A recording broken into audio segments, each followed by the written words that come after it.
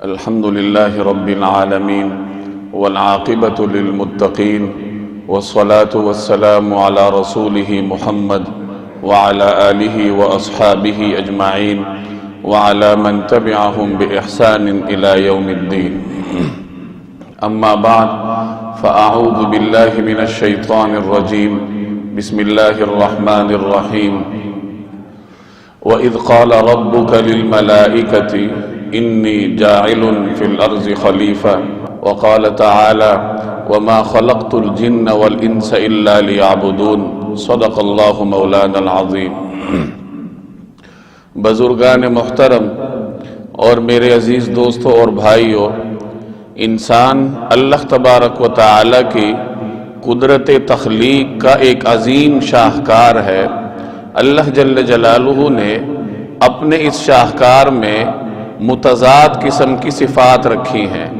اگر آپ انسان کی طاقتوں پہ، اس کی قدرت پر غور کریں تو آپ کو اس میں متضاد صفات نظر آئیں گی.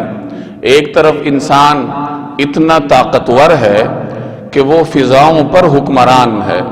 وہ زمین کے فضا سے نکل کر چاند پر قدم رکھ چکا ہے اور نت نئے جہانوں کی دریافت میں مختلف کوششیں کر رہا ہے اور اپنی بہت ساری کوششوں میں وہ کامیاب بھی ہے. اس کی طاقت کا یہ عالم ہے کہ یہ سمندر کی گہرائیوں میں بھی چیزیں تلاش کر کے لے آتا ہے. زمین میں مدفون خزانے بھی اس کے دسترس میں ہیں. ایک بہت بڑے پہاڑ کی جڑ میں مدفون خزینے بھی انسان کے زیر دست ہیں. یہ اس کی مختلف طاقت ہے اور اس کی قدرت ہے کہ اس کی قدرت سے نہ آج فضا محفوظ ہے، نہ سمندر کی گہرائیاں اس کی طاقت کی زد سے باہر ہیں، نہ زمین کی گہرائیاں اس کی دسترس سے باہر ہیں. اللہ تبارک و تعالی نے ان تمام چیزوں پر اس انسان کو دسترس دی ہے. اتنے طاقت کے باوجود دوسری طرف یہ انسان انتہائی مجبور بھی ہے اور اس کے جبر کا یہ عالم ہے کہ یہ اس دنیا میں اپنی مرضی سے نہیں آتا، جبری طور پر آتا ہے. ایک طرف تو وہ اتنا طاقتور ہے کہ وہ چاند پر قدم جما چکا ہے اور دوسری طرف اس کی مجبوری کا یہ عالم ہے کہ اپنے لیے والدین کا انتخاب بھی اس کی دسترس میں نہیں ہے. کوئی آدمی والدین کا انتخاب کر کے دنیا میں نہیں آتا. اللہ تبارک و تعالی جہاں چاہے انسان کو پیدا کرتا ہے، جس قوم میں چاہے، جس خاندان میں چاہے، اللہ جل جلالہ انسان کو پیدا کر دیتے ہیں. تو یہ انسان کی دو متضاد صفات ہیں کہ ایک طرف یہ طاقتور ہے اور دوسری طرف اللہ جل جلالہ نے اس کو کمزور بنایا، اس حد تک مجبور کہ نہ اپنی مرضی سے دنیا میں آ سکتا ہے اور نہ اپنی مرضی سے دنیا سے جا سکتا ہے. یہ ہواؤں کا رخ موڑ دے گا، سیلاب میں آنے والے پانی کا رخ بدل دے گا، لیکن اپنے اوپر آنے والی موت کو یہ ٹال نہیں سکتا. یہ بہت ساری ایجادات کر لے گا، لیکن بڑے سے بڑا سائنسدان ہو، جب اس کا بڑھاپا ہو، اس کی آخری عمر ہو، تو وہ اپنے جوانی کی جو توانائیاں ہیں، جو اس کی طاقتیں ہیں، وہ اس کو واپس نہیں لا سکتا. تو یہ انسان کی متضاد صفات ہیں. ایک طرف اختیار ہے اور طاقت ہے اور دوسری طرف مجبوری، لاچاری اور کمزوری ہے. اللہ جل جلالہ نے ان دو متضاد صفات کے ساتھ انسان کو پیدا فرمایا. اب انسان کی ان دونوں صفات کے پیش نظر انسان اپنا رویہ بھی رکھتے ہیں. آپ اگر انسانوں کی تاریخ پر نظر ڈالیں تو آپ کو بہت سارے لوگ وہ نظر آئیں گے جو اپنی طاقت اور اختیار کو دیکھ کر تکبر کے نشے میں چور ہو گئے، جنہوں نے من اشد منا قوہ، کہ ہم سے زیادہ طاقتور کون ہے، اور انا ربکم الاعلی، کہ میں تمہارا اعلیٰ ترین رب ہوں، اور انا احیی و امید، کہ میں زندگی بھی دیتا ہوں اور میں موت پر بھی قادر ہوں. اس قسم کے خدائی دعوے کیے اپنی طاقت اور قدرت کو دیکھ کر. اور دوسری طرف بہت سارے انسان آپ کو وہ بھی نظر آئیں گے جو گرتے گرتے انسانیت کے رتبے سے بھی گر گئے اور وہ اپنی ہی بنائی ہوئی چیزوں کے سامنے ماتھا ٹیکنے لگے. اللہ جل جلالہ نے پتھر بنائے تھے انسان کی خدمت کے لیے اور وہ اس کے آگے سر جھکانے لگے. اللہ تبارک و تعالی نے گائے پیدا کی تھی انسان کی خدمت کے لیے اور وہ اس کی پوجا کرنے لگے. سورج اللہ تبارک و تعالی نے پیدا کیا تھا انسان کی خدمت کے لیے اور وہ اس کو دیوتا مان کے بیٹھ گئے. آگ سے انسان نے خدمت لینا تھی اور آگ کو وہ معبود بنا کے بیٹھ گیا. تو جب انسان طاقت کے نشے میں چور ہوا تو وہ حدود سے باہر ہو کے ربوبیت کا دعویٰ کر بیٹھا اور جب وہ گرنے پر آیا تو اس قدر گرا کہ اپنے ہاتھ سے تراشیدہ چیزوں کو اپنا معبود بنا کے بیٹھ گیا. دراصل یہ انسان کی طاقت اور جبر اس کی دو صفات کو دیکھتے ہوئے انسانیت کے اور تاریخ انسانی کے دو مختلف رویے ہیں. اب ایک بہت بڑا سوال ہے انسان کی اس کنفیوژن کو ختم کرنے کے لیے, اس کے اس اضطراب کو دور کرنے کے لیے کہ میں اس دنیا میں کیوں آیا, مجھے پیدا کس نے کیا, دنیا میں آنے کا میرا طریقہ کار کیا تھا اور اس دنیا میں میرا منصب اور مقام کیا ہے, دنیا کی چیزوں کے ساتھ میرا رشتہ کیا ہے, یہ دنیا ہے, کائنات ہے, اس کے ساتھ میرے تعلق کی بنیاد کیا ہے اور آخر میں نے یہاں کرنا کیا ہے اور اس کے بعد میں نے جانا کہاں ہے. یہ بہت بڑے سوال ہیں جو کہ ہر دور کے انسان کے سامنے کھڑے ہیں اور ہر فلسفی کو انہی سوالات نے پریشان کیا ہے. ان تمام سوالات کو آپ دو سوالوں میں بند کر سکتے ہیں کہ اس کائنات میں انسان کا منصب کیا ہے اور نمبر دو اس کائنات میں انسان کا مقصد کیا ہے. منصب, مرتبہ اور مقصد یہ دو بڑے بڑے سوالات ہیں جن کا جواب ہر انسان کے ذمے ہے کہ وہ اس کو تلاش کرے. آپ اگر اس کائنات کی بڑی بڑی تہذیبوں کا مطالعہ کریں تو آپ کو ان تہذیبوں میں شاید ان سوالات کا جواب نہ ملے. اس کائنات میں مختلف تہذیبیں گزری ہیں. کچھ تہذیبیں وہ ہیں جو علاقائی ہوتی ہیں, جیسے چینیوں کی تہذیب ہے کہ وہ ایک علاقے تک محدود ہے اور چینی کبھی بھی اپنی تہذیب کو باقی دنیا پر مسلط نہیں کرتے. ہندوستان کی تہذیب ہے, علاقائی تہذیب ہے, اور اس کے بالمقابل کچھ تہذیبیں وہ ہوتی ہیں جو عالمگیر ہوتی ہیں, جو کہ یہ دعویٰ کرتی ہیں کہ ہم پوری دنیا کے انسانوں کی رہنمائی کا فریضہ سر انجام دے سکتے ہیں. جیسے اسلام ایک عالمگیر تہذیب ہے اور آج کل مغربی تہذیب وہ بھی ایک عالمگیر تہذیب ہے اور مغربی تہذیب کے عالمبردار اپنی تہذیب کو پوری دنیا پر مسلط کرنا چاہتے ہیں. تو یہ مختلف تہذیبیں ہیں اور ان تہذیبوں کے اندر بھی پھر کچھ تہذیبیں وہ ہیں جو کہ وحی الہی سے ماخوذ ہوتی ہیں. جیسے انبیاء کرام نے جو تہذیبیں دنیا کو متعارف کروائیں وہ اللہ تبارک و تعالی کی رہنمائی اور ہدایت کی روشنی میں ماخوذ ہیں. اور کچھ تہذیبیں وہ ہیں جن کے پاس الہی روشنی نہیں ہے, جن کے پاس وحی کا علمی سرچشمہ اور منبع نہیں ہے, بلکہ وہ انسانی عقلوں کی تراشیدہ ہیں, جیسے مغربی تہذیب آپ کے سامنے ہے. یہ مختلف تہذیبیں ہیں.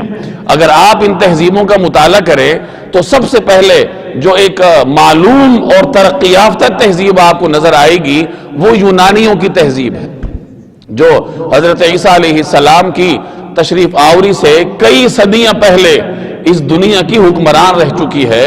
اور سکندر اعظم کی حکمرانی میں اس تہذیب نے ہندوستان سے لے کر یونان تک آدھی دنیا پر حکومت کی ہے. یہ بہت بڑی تہذیب تھی اور اس کو علمی تہذیب بھی کہا جا سکتا ہے. یونانیوں کا فلسفہ آج بھی دنیا کی بڑی بڑی جامعات میں پڑھایا جاتا ہے. ارسطو اسی تہذیب کا دیا ہوا ہے دنیا کو اور یہ سکندر اعظم کا استاد بھی تھا. افلاطون کا تعلق اسی تہذیب سے ہے. تو دنیا کے بڑے بڑے فلسفی وہ اس تہذیب سے متعلق رہ چکے ہیں اور اس تہذیب نے دنیا کو عقلی مباحث سے روشناس کروایا. یونانی اگرچہ عقل کے دل دادا تھے, ہر چیز کو عقل کے ترازو میں تولنا چاہتے تھے, لیکن اس کے باوجود انسان کی آزادی کے دعوے دار ہونے کے باوجود وہ ایک ایسی ہستی کو مانتے تھے جو انسان سے بھی اوپر ہے, جس کا اختیار انسان پر چلتا ہے, اور وہ اس ہستی کو دیوتا کہا کرتے تھے کسی بھی بت کو مان کے بیٹھ کے. یہ یونانی تہذیب تھی اور دنیا پر کئی 100 سال تک حکومت کرنے کے باوجود وہ انسان کو ان بنیادی سوالات کا جواب نہیں دے سکی. آج بھی یونانی تہذیب کی باقیات آپ کو نظر آئیں گی. یہ جو ہیومنزم کا دعویٰ ہوتا ہے انسان پرستی کا، یہ یونانیوں کا متعارف کردہ ہے، کیونکہ یونانی فلسفے کا موضوع انسان ہے اور اس کے اختیارات ہیں، اور یہی چیز بڑھتے بڑھتے آج آپ کو ہیومنزم اور مختلف جدید نعروں کی شکل میں نظر آتی ہے، جن کا دعویٰ ہی یہ ہے کہ انسان خود مختار ہے اور اس کے اوپر کوئی بالادست ہستی نہیں ہے جو انسان کو پابند رکھ سکے۔ تو اپنی تمام تر رعنائیوں اور علم و حکمت کے باوجود یونانی تہذیب اپنے ماننے والوں کو ان بنیادی سوالات کا جواب نہ دے سکی۔ حضرت عیسیٰ علیہ السلام کی پیدائش سے تھوڑا عرصہ پہلے یہ تہذیب دنیا سے مٹ گئی اور اس کی جگہ رومی تہذیب نے لے لی۔ گریٹ رومن امپائر کا نام آپ نے سنا ہوگا، بہت بڑی سلطنت گزری ہے اور 1000 برس تک اس تہذیب اور اس سلطنت نے دنیا پر حکومت کی ہے۔ رسول اللہ صلی اللہ علیہ وسلم کی تشریف آوری سے کچھ عرصہ پہلے یہ تہذیب اور یہ سلطنت بھی اپنی موت آپ مر گئی، لیکن یہ تہذیب بھی اپنے تمام تر علم و حکمت کے باوجود انسانیت کو ان بنیادی سوالات کے جواب نہ دے سکے۔ رومی تہذیبوں کی خصوصیات میں ایک بہت بڑی خصوصیت نظم و نسق ہے۔ رومیوں کے ہاں ڈسپلن بڑا معروف تھا، یونانی علم و حکمت کی طرف جاتے تھے اور رومیوں کو حکمت سے دلچسپی نہیں تھی۔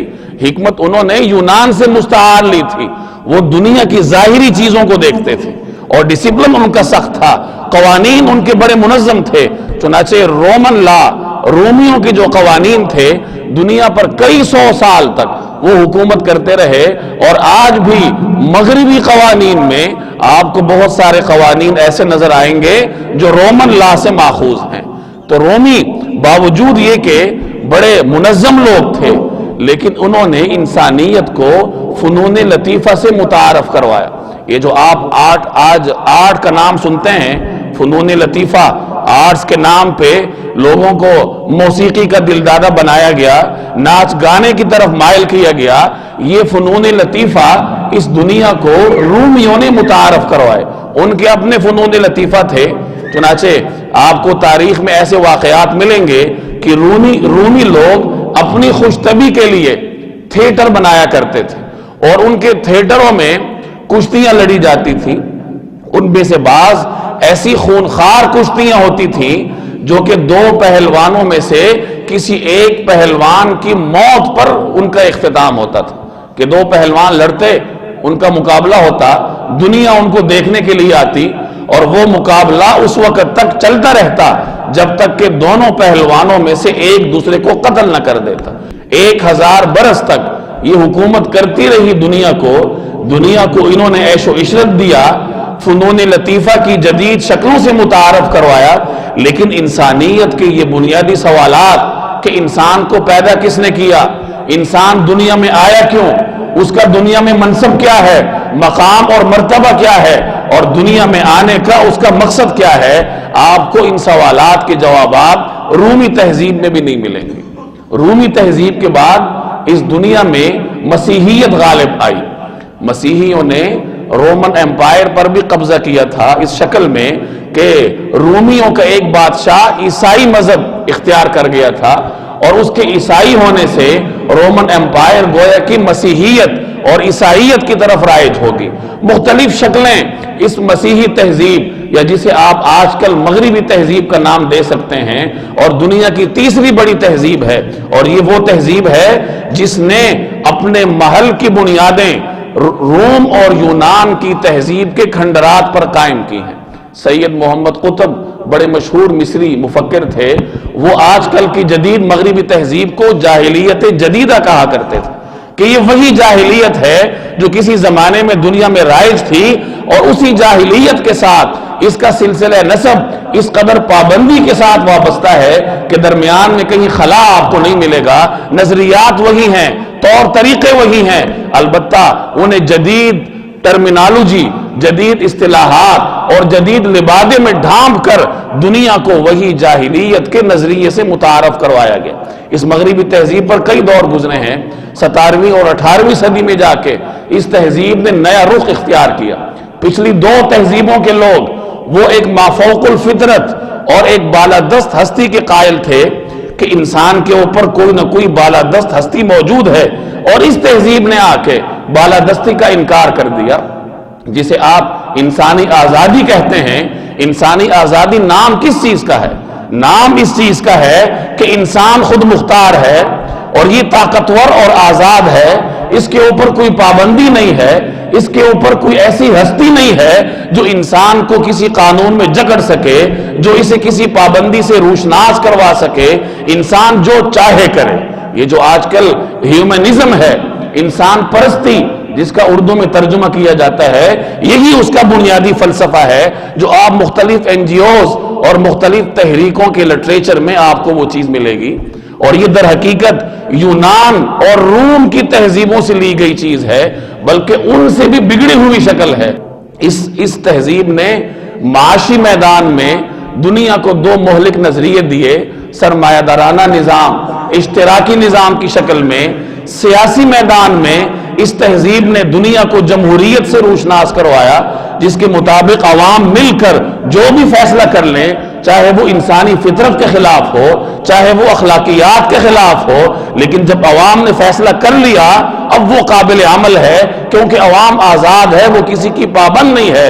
یہ نظریہ جمہوری میدان میں، سیاسی میدان میں اسی تہذیب نے دنیا کو دیا۔ اگر آپ اخلاقی میدان میں دیکھیں تو اخلاقی اقدار کو جس طریقے سے اس تہذیب نے روندا ہے، شاید دنیا کے جاہل انسانوں نے بھی نہیں روندا ہوگا۔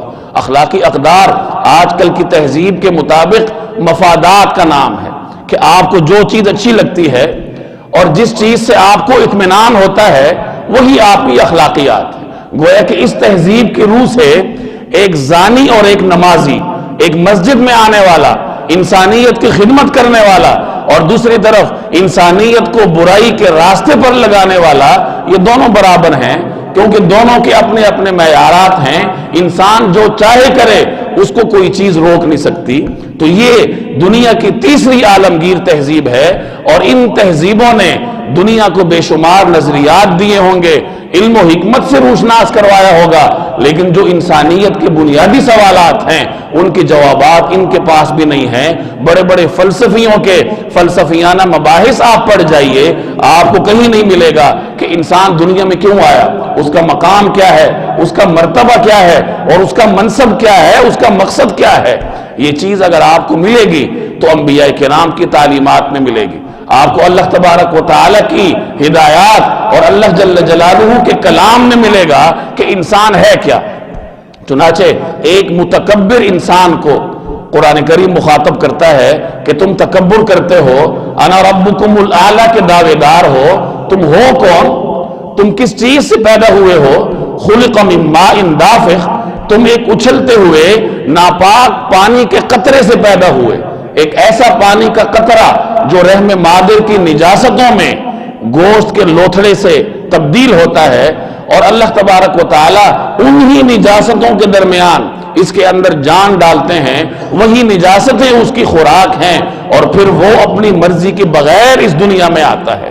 یہ طاقتور انسان سے قرآن کریم مخاطب ہے کہ تم ہو کون، کہ انسان یہ دیکھتا نہیں ہے کہ ہم نے اسے پیدا کس چیز سے کیا، فَإِذَا هُوَ خَصِيمٌ مُبِينٌ، اور پھر وہ جھگڑالو ایک واضح جھگڑنے والا بن کے سامنے آتا ہے۔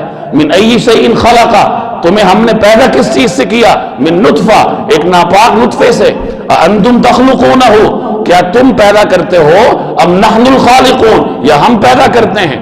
قرآن کریم کی یہ تمام آیات انسان کے طاقت اور تکبر کو توڑنے کے لیے ہیں، کہ جو انسان تکبر کے راستے پر چلے، اللہ جل جلالہ کے اختیارات اپنے ہاتھ میں لینے کی کوشش کرے اور طاقت کے نشے میں چور ہو جائے، تو قرآن کریم کی یہ آیات اس کو اپنی اصلیت یاد دلاتی۔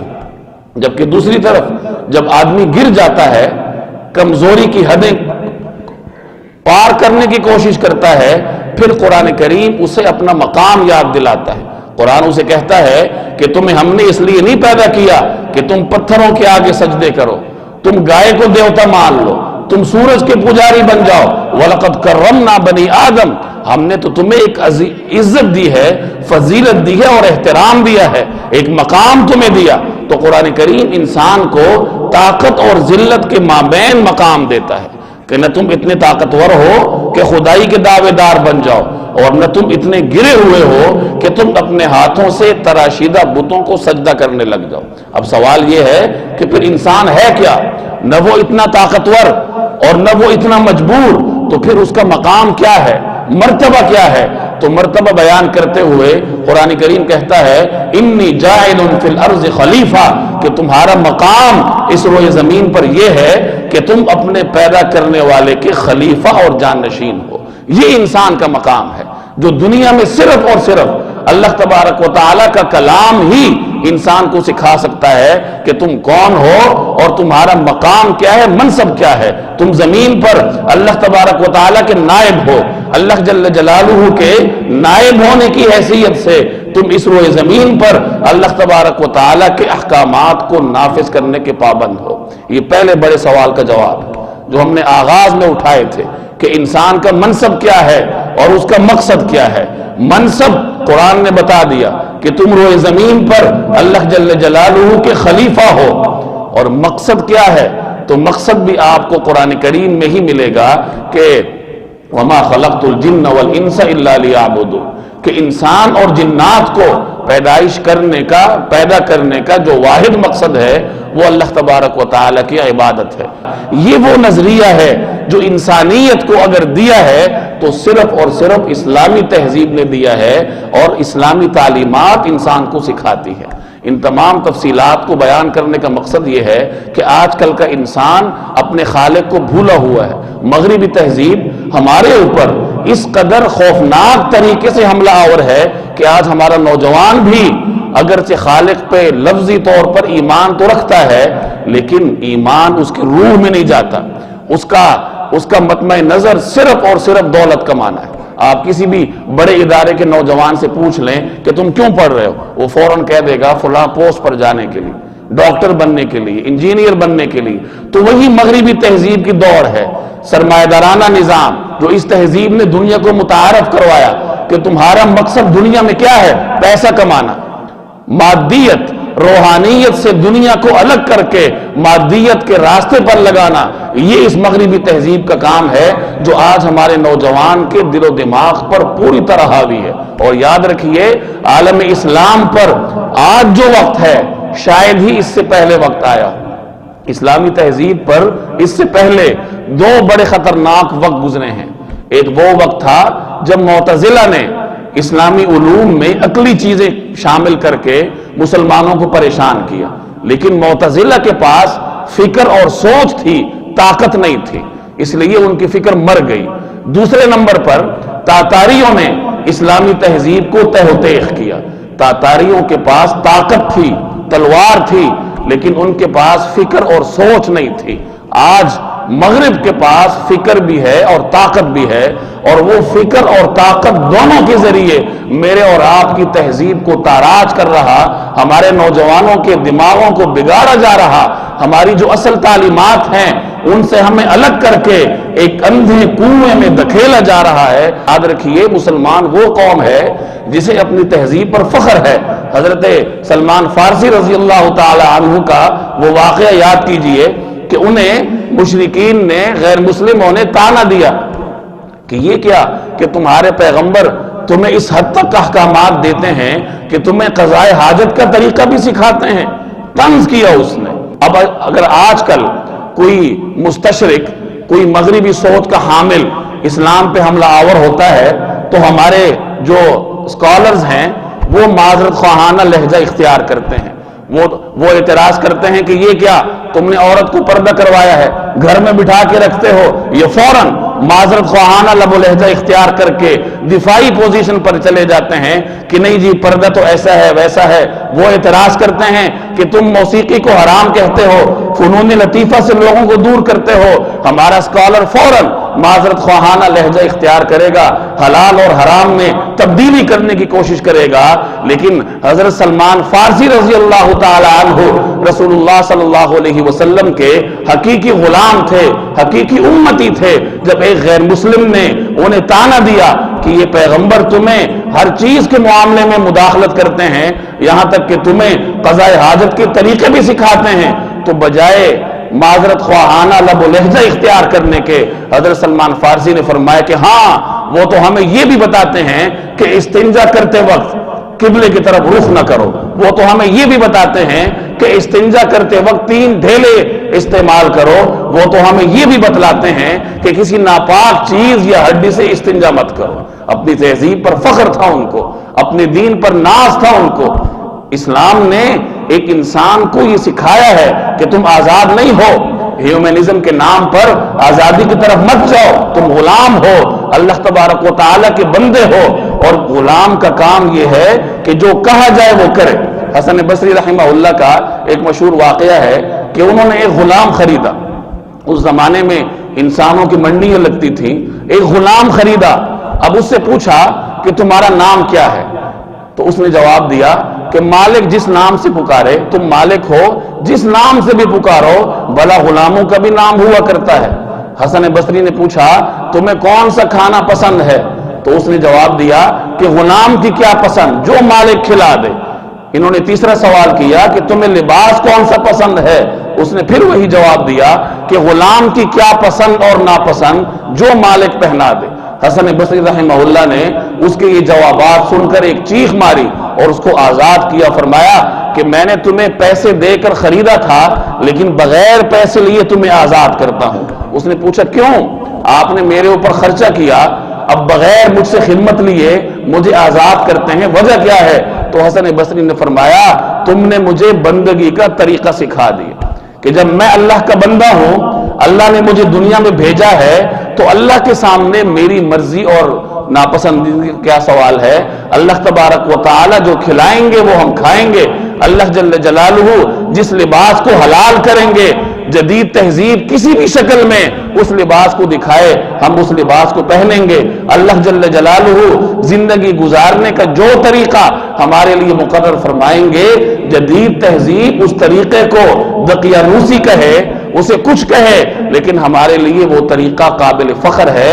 یہ وہ بنیادی چیزیں ہیں جو اپنے ذہنوں میں بھی بٹھانے کے لائق ہیں، اور بالخصوص اس دور میں اپنی اولاد تک وہ منتقل کرنا یہ انتہائی اہم ہے۔